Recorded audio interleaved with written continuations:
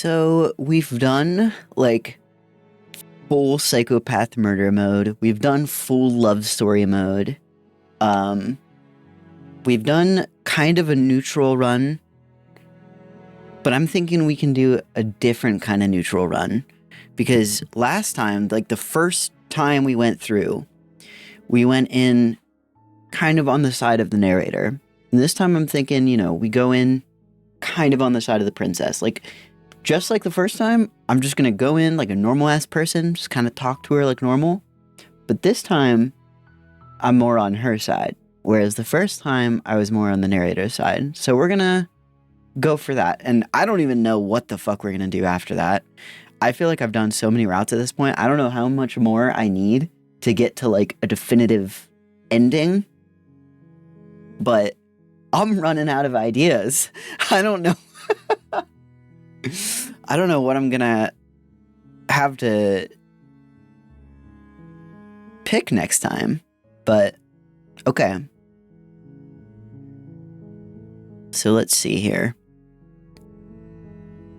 So we're gonna be on the princess's side for the most part. We're gonna be friendly to her. We're not gonna be in love with her like last time. We're just gonna kind of chill out. Like, hey, you're locked up. This narrator guy, piece of shit. Let's get out of here. Let's get you out of here. So the beginning of the game started. Let's do, have you considered that maybe the only reason she's going to end the world is because she's locked up? While I appreciate the mental exercise, we are running up against a bit of a ticking clock. Nevertheless, let me assure you, the princess is locked up because she's dangerous. She is not dangerous because she's locked up. And before you decide to waste even more of our time by asking how I know that, let me suggest a more pragmatic lens through which to view this situation. Causality doesn't matter here, because the end result is the same no matter what led us up to this point.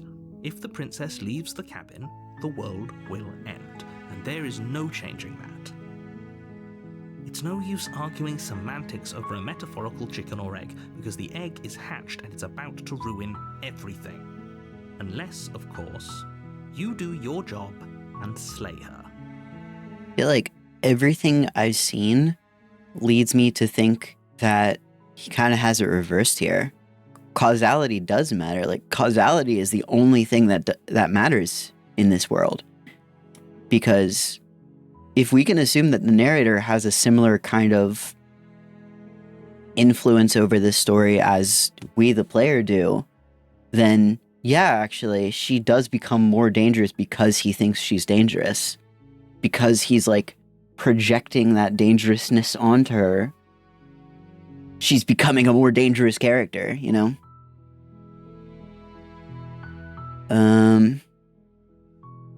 Alright, so let's go. You make your way up the short path to the cabin. You'll find the princess within. We're not going to go through with this, right? She's a Nah, princess. dude. We're supposed Don't worry to about it. save princesses, not slay them. Ignore him. He doesn't know what he's talking about.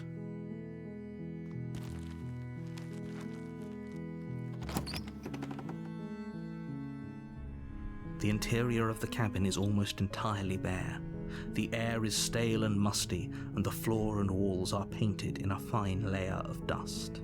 The only furniture of note is a plain wooden table.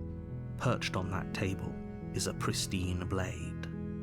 So I think before I was trying to be extremely friendly with her, I didn't take the blade, right? So I'm gonna take the blade this time because that kind of puts her in her, like, neutral, wary kind of mode. So let's take it. Take the blade from the table. It'd be rather difficult to slay the princess and save the world without it.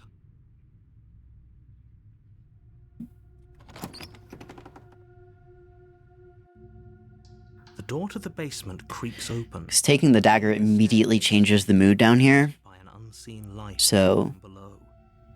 This is an oppressive place. The air feels heavy and damp, a hint of rot filtering from the ancient wood. If the princess really lives here, slaying her is probably doing her a favor. Her voice carries up the stairs. Who's there? She sounds dangerous. It's almost as if she's the one in charge down here. Don't let it fool you. It's all part of the manipulation. Alright. Let's see here. Hey, I think I'm here to kill you. Oh, are you now? Why don't you come down and let me take a look at you? Great job. You gave away the element of surprise. Good luck, hero. You walk down the stairs and lock eyes with the princess. Hey, princess. There's a heavy chain around her wrist, binding her to the far wall of the basement. She's so coldly beautiful. Is she really a threat to the world? Focus on the task at hand. You weren't kidding when you said you were here to kill me.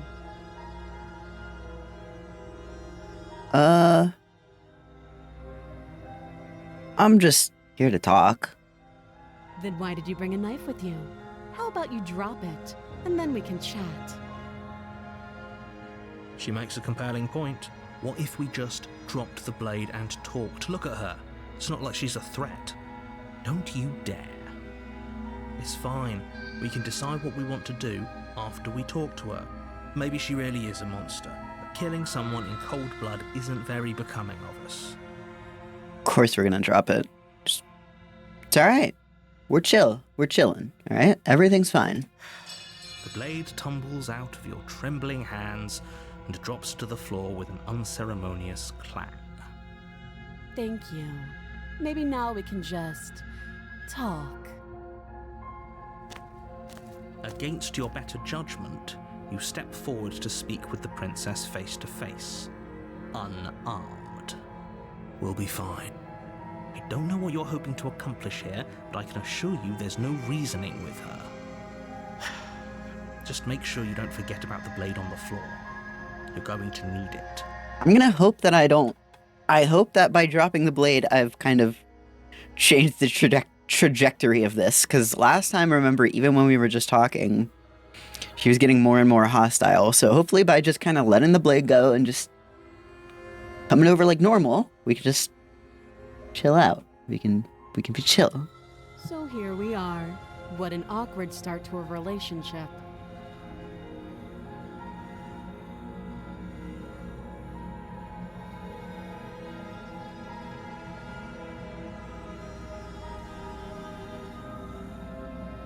Yeah, it's pretty awkward. I know. I just said that. Now why are you here to kill me? That's a good question.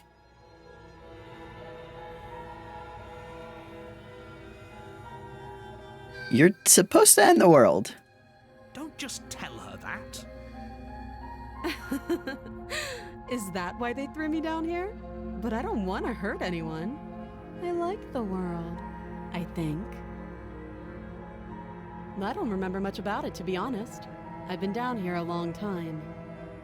Just how long has she been down here? If I'm supposed to be capable of ending the world, then how did I wind up here, chained to a wall? Have they told you why I'm allegedly so dangerous? Nope. Not at all.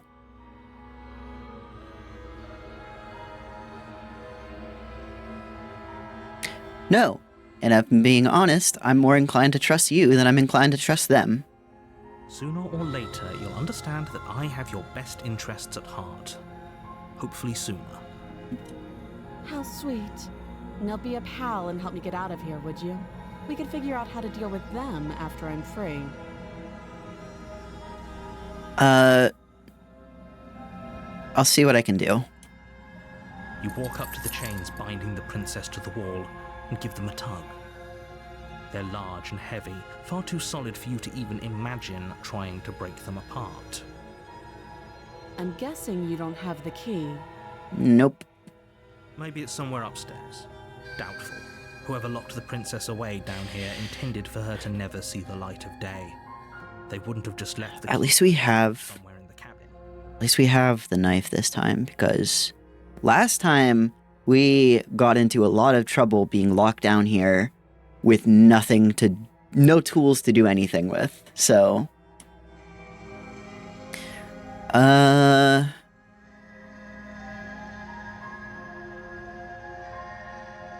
And if there isn't a key, do you have any ideas? Well, you do have that big, sharp knife. You could always cut me out of here. She speaks with almost complete nonchalance. I don't want to do that. You've shown me before, you don't know this, but you've shown me before that you're perfectly capable of getting out of there yourself. But I guess if I have to. Down here for long enough, I'm sure we'd be nonchalant about cutting our way out. Anything to finally be free. You attempt to make your way out of the basement, but the door at the top of the stairs slams shut. Of course it does. Click of a lock sliding into place. Oh wow, who could have done that? Is someone else here? Return to the bottom of the stairs. It is what it is. You make your way back to the bottom of the stairs.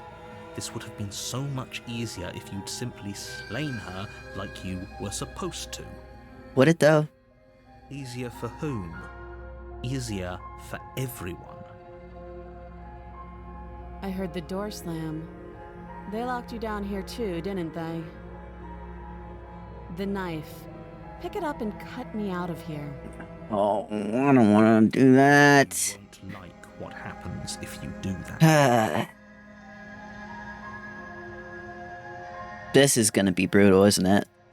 Against your better judgment, you place the blade against the prisoner's arm.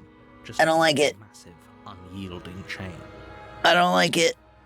You cut into her flesh. Why aren't we cutting at least down here so less of her arm is taken? Why don't you cut on the other side of the chain rather than all the way fucking up here? The blade is sharp. Quick work with it. Before long, you're able to crack through bone, and she pulls the bleeding stub of her arm through the iron gauntlet. She didn't so much as utter a sound. Free from her bindings, the princess turns to face you, her fierce gaze meeting your eye. Yeah, last time she did all of this while she had this, like, fully saccharine expression, and it was just fucking creepy. How is she so composed after losing an arm? It's like she isn't even bothered by it. Thank you. Now let's get out of here. Approach the locked door. No, we won't have any of that. The stakes are too high. You can't just let her escape into the world. No, I just can't let her escape into the world. As the princess approaches the bottom stair, he steps forward and raises the blade. Wait, this isn't fair. You can't just do that. Watch me. Warn her, warn her, warn her. Stop that. I thought this was a little too easy. Your body lunges forward to slip the blade into her back, but the princess swiftly moves out of the way before you can connect. Alright, good. Stop it. Stop resisting me. I am trying to get you out of here alive. She can play footsies, alright. Resist. The blade. Move the blade. You're doing your best to help me, aren't you? I can see the conflict in your eyes. I'm really fucking trying, dude. I'll make this quick. Come on, we don't gotta. You can just. She steps forward and pries the blade from your rigid hands. Maybe I'll see you in another life. And then she slits your throat with an almost clinical ease. Yeah, she does. Her face remains unchanged as she watches you collapse to the ground, blood flowing from your butchered neck. Alright, listen, you don't know this, but I'm gonna be back, and we're gonna figure this shit out. Alright? This is the end, isn't it? I'm afraid it is. Everything goes dark, and you die. I hope it was worth it. It's gonna be. We're gonna figure this shit out, and you, my friend, are not gonna win.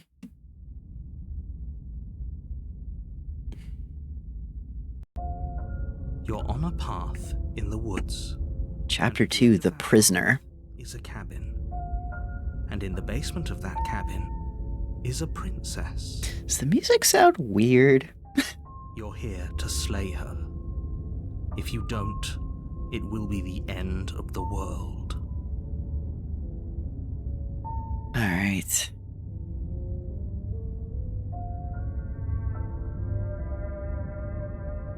Okay, no. Oh, don't you start grandstanding about morals. The fate of the world is at risk right now, and the life of a mere princess shouldn't stop you from saving us all.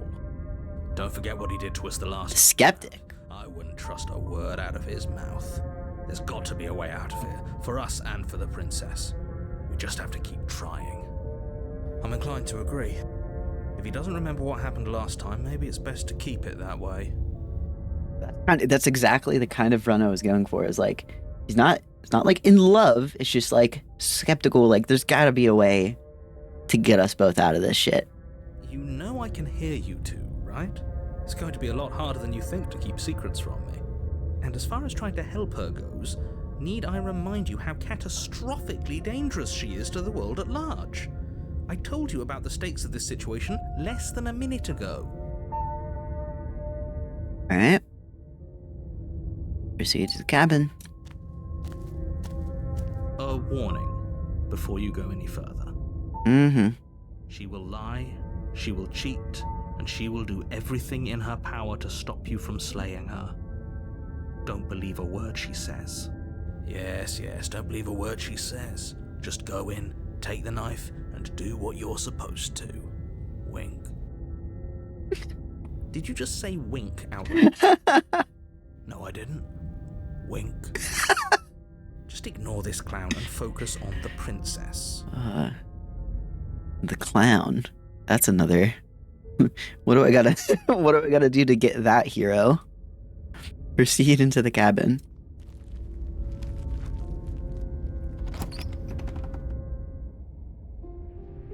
The interior of the cabin is less a cozy woodland retreat and more like a dungeon. A few pathetic wisps of starlight attempt to illuminate the cold, uninviting stone walls, and thick, wrought iron bars barricade the windows, reminding anyone who enters that this is a prison. The only furniture of note is an iron table, bolted to the floor, a pristine blade perched on its edge. The blade is your implement. You'll need it if you want to do this right. Mm-hmm. We're taking that blade, but not to slay the princess. Take it. You take the blade from the table. It will be difficult to slay the princess and save the world without a weapon. Good idea. Much better to be armed than to go in with blind hope alone. Let's go. The door to the basement creaks open, revealing an old stone staircase. A few sputtering torches attempt to vaguely illuminate your path, dancing across glimmering patches of slimy moss on the stone steps. If the princess lives here, slaying her would probably be doing her a favor. Her voice, harsh but controlled, carries up the stairs. Is that a visitor I hear? Please, come downstairs. It's been a while since I've had company. This fucking game is like a masterclass in tone. Like, it genuinely, I can't even express how like giddy it makes me to hear the ways that the little differences in the words that are used and the phrasing and the way that the lines are delivered. Like, it's so clever the way that they do that. I think it's so fucking fun. Does she remember us? You walk down the stairs. Oh my god! Princess. She looks up at you, the heavy collar around her neck clanking loudly as she moves. The chains binding both her wrists to the far wall, joining the metallic chorus as she adjusts her hands in her lap. Mm-hmm. Should we be worried about the one around her neck? Why would you be worried about her restraints? If anything, they'll make your job easier. Have you noticed the empty chain on the wall? Odd that in a place where everything seems to serve a distinct purpose, there would be something so obviously useless. What an interesting development. Why don't you have a seat? The two of us should chat before you bury that thing in my heart. I'm not gonna do that. I'm not gonna bury that in your heart, I mean. I'm gonna sit with you. You step towards the princess, but she stops you before you get too close, holding up one shackled hand. There's fine. I'd prefer we keep some distance until we've sorted this out. That's reasonable. We do have a weapon. Might as well put her at ease. Yeah, we can sit down. You do as she asks and sit on the floor, still a good distance away from her. Thank you. Now, what are your intentions for me?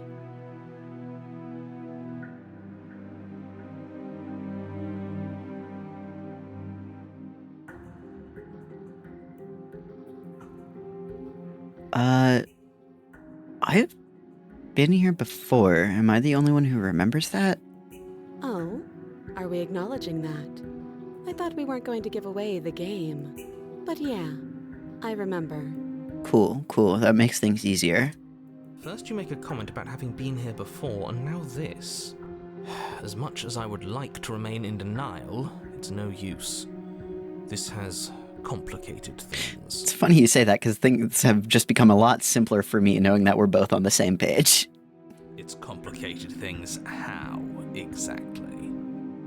Ideally, this was supposed to be one and done. You go to the cabin, you heroically slay the princess, and in the process you save the entire world from being damned to oblivion.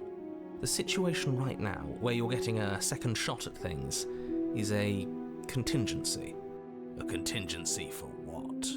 For you failing, obviously. And you being here means that things are going to be a lot harder than they were. I really shouldn't say anything else, I'm just going to make it worse. Just good luck. If you knew this could happen, why didn't you tell us? All of this is incredibly valuable information. It would have changed our actions considerably. I needed you to be in the dark for as long as I could keep you there. It's important. Necessary, even. And maybe I wanted to be the first version of me that you met. I didn't want to be confronted by the alternative. That's pathetic. Whoops. I never said I wasn't. I get it. It would be pretty upsetting, wouldn't it? To know that you might not be the first version of yourself. At least we can remember what happened before. Seems like we should count ourselves lucky for that. It's the first time I've felt some amount of sympathy for the narrator. That is kind of existentially horrific a little bit. That he's just an infinite loop of narration, and he can never remember the previous loop, even though the people in the story can. Exactly, he gets it. You're lucky, so don't waste that luck by messing it up again. Alright? Moving on. Why is it important for us to be ignorant? How is it ever helpful to be in the dark? The more I say, the more your mind will swim into dangerous waters. Even saying that is too much. Your success hinges on you having imperfect information. For the sake of the entire world, you need to accept that. I won't. Just give it a rest, this isn't helping. Focus. This is a serious situation. You shouldn't be daydreaming. Alright.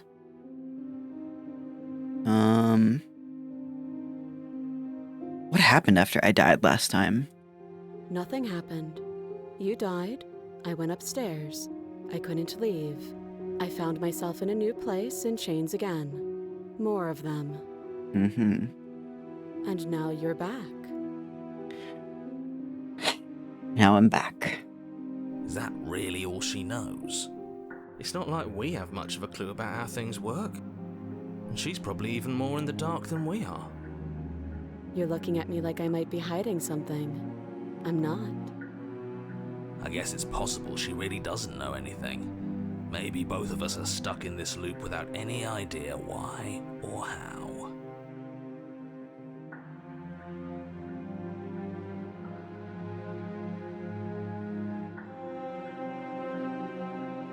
That other chain on the wall.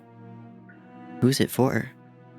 I don't know, but you could always try it on. I'm okay, thanks. Maybe it'll fit. I hope I don't actually have to say this, but please don't lock yourself in chains. We need you ambulatory if you're going to save the world. Let's just look at it. I wouldn't do that if I were you. And why is that? Do I even need to explain myself? It's a shackle, and it's one without a key. Do you want to be stuck here like she is? And what? Is it going to lock the second we put our wrist into it? I don't know. Maybe it will. He doesn't want us to look at it. That's all the reason we need to investigate. Sure. But what if he's telling the truth? He isn't. I am. Let's look at it. Against your better judgment, you approach the chain dangling from the far wall. The princess watches you with faux disinterest as you inspect it, though she can't fully hide her curiosity. I don't want to say what I'm supposed to say next. What do you mean what you're supposed to say next? That is an interesting way of putting that. What is that supposed to mean? It sounds bad. Is it bad? Yes, it's bad. Come out and say it then. You're just wasting time. Fine. As you hoist the shackle, its heft shifts within your grasp, as if pulled by some odd magnetism. Before you can so much as blink, it practically leaps from your hands, snapping around your neck. Really, dude? And, as if your situation weren't bad enough, the same magnetism repels your blade, which is flung from your hand and sent skittering across the floor of the basement. Excuse me? Yes? Are we stuck here now? Yes.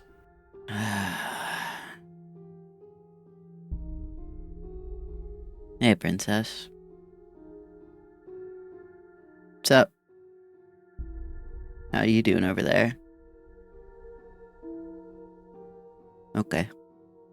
Huh, so it does fit. And I guess it doesn't like your knife. We're stuck here together, aren't we?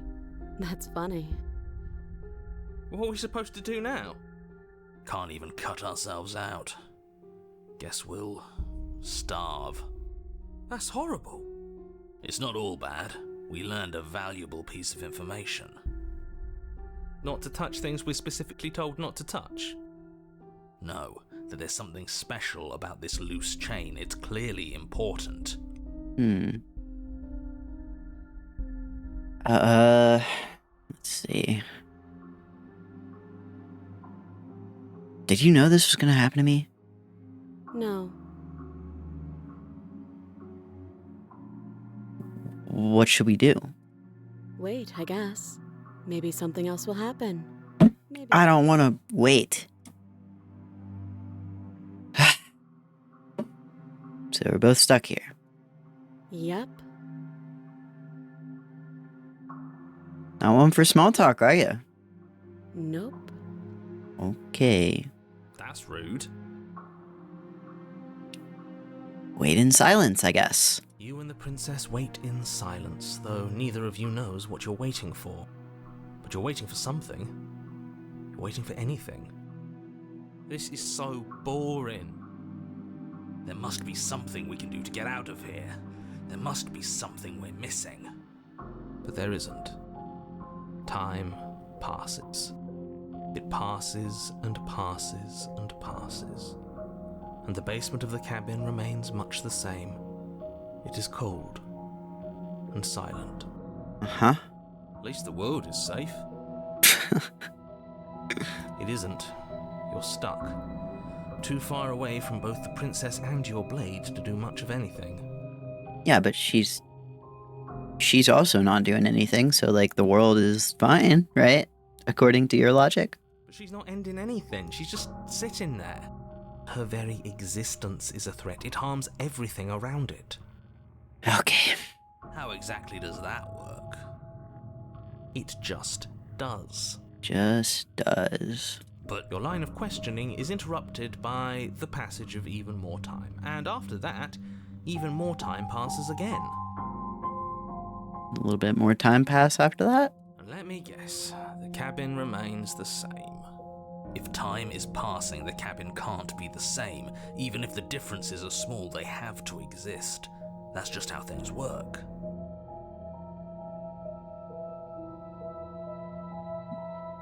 I suppose you're correct. Things are changing.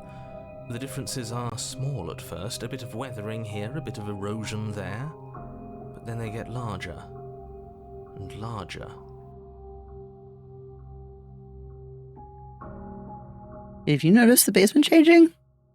I don't like small talk, remember? God, fucking, come on, man. Still rude. Work with me here. Fuck.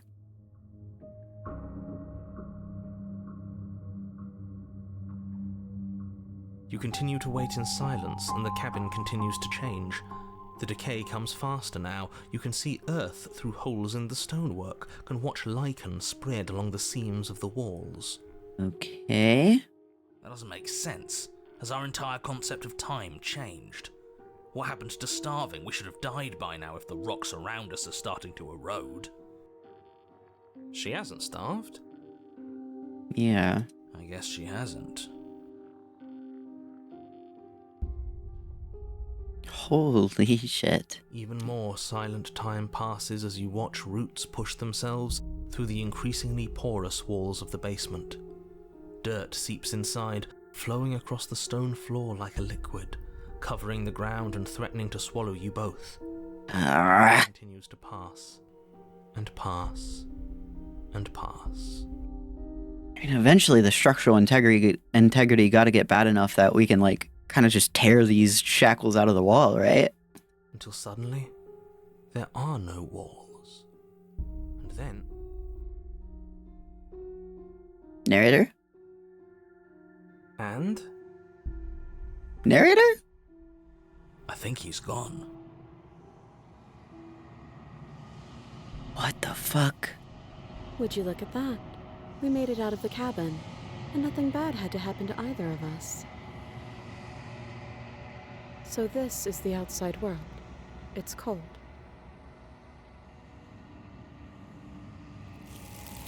Okay.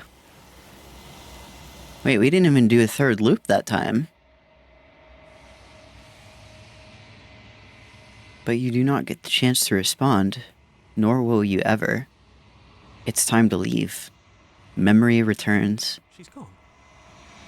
Where did she go? Should we try and find her? Is that a... Why is it here? Why now? It's gonna be okay. Just trust me. We've been here before and you always get scared. But it feels so bad. Like looking into it right now is going to be the end of everything. It is. You're right. Part of me wants the truth, but something stronger is holding me back. Fear. Approach the mirror. You approach the mirror. I don't like that silence. The voices feel small, distant as you approach. Gaze into your reflection. Silence as you reach forward. They're gone once again. The mirror always makes them leave, but you need to see what's in it. You've unraveled. Okay. You find yourself in the long quiet once again. Proceed to the cabin.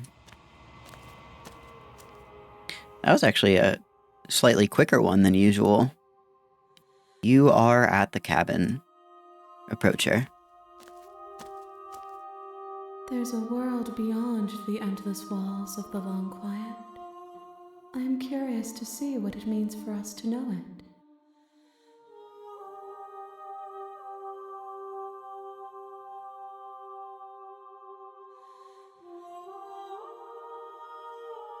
Do you think that anything is real out there? Do you think that we're real? We are real. Nothing is an idea that dwells in the absence of something.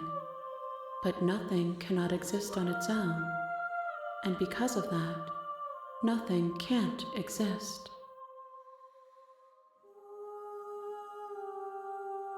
You think there are people out there? It doesn't matter if there are. People are frail and impermanent. Okay. You and I are the only things that interest me. I'm a people.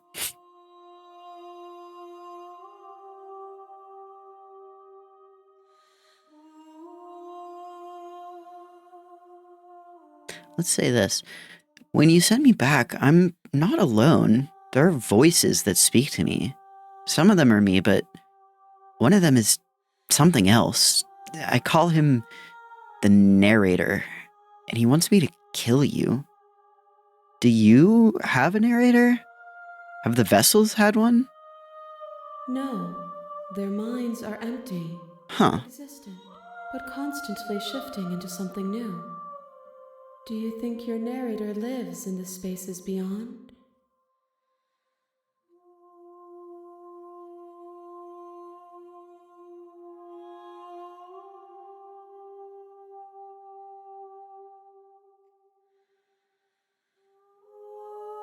He does. And when I find him, you and I are finally going to have answers. Do not look to one who fears me for your truth. The only answers worth knowing are those we can find within ourselves.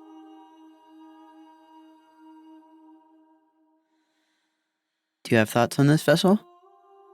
This one is determined, but also cautious. One that would rather let the world move around her than move it herself. She will make for a patient heart. Do not mourn her. She is exactly where she needs to be.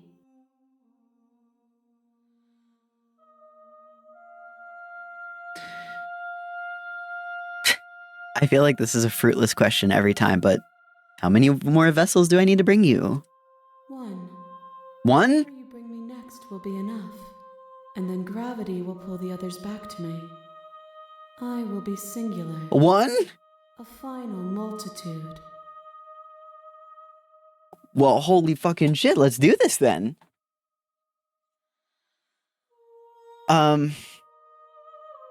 If this is the last time, is there anything you would like me to bring you?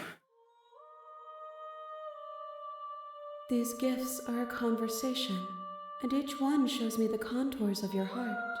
The only thing I want to see is what you choose for me when the thread is fully drawn.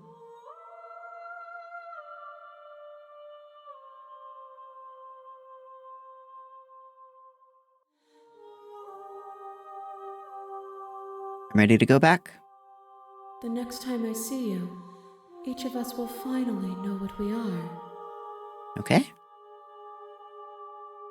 I will be here, waiting for you. I will be back. Everything goes dark, and you die.